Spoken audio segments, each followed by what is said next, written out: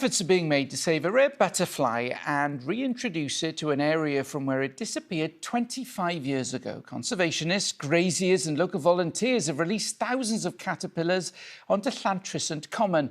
The project, said to be the first of its kind in Wales, is the culmination of years of work to restore the habitat of the Marsh Fritillary butterfly. Caroline Evans was there to see them return.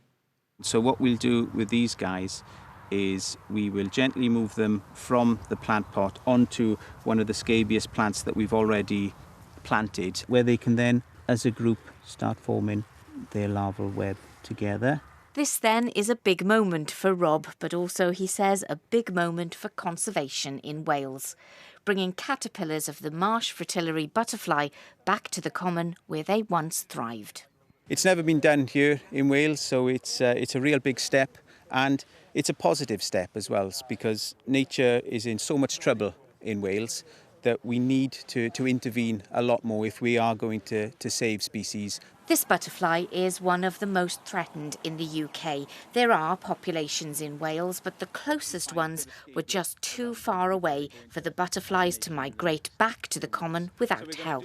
We can't move them from there, from up in a few kilometres away, because they are so fragile. So we had to look at this reinforcement, this population reinforcement. Restoring the habitat has been key. The butterfly depends on marshy grassland and particularly devil's bit scabious. And so sheep have been taken off the common in favour of cattle and horses. They don't put too much pressure on, they don't graze as low as the sheep would, and the way they select the grazing is a bit better than with sheep grazing too intensely.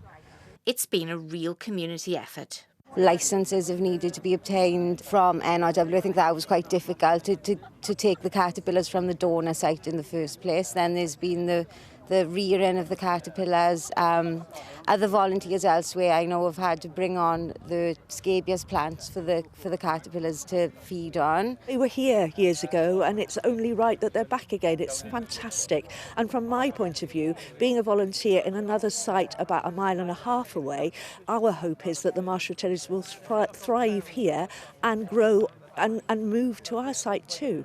The hope now is that the caterpillars will go into hibernation and in May or June next year emerge as butterflies onto the common once more.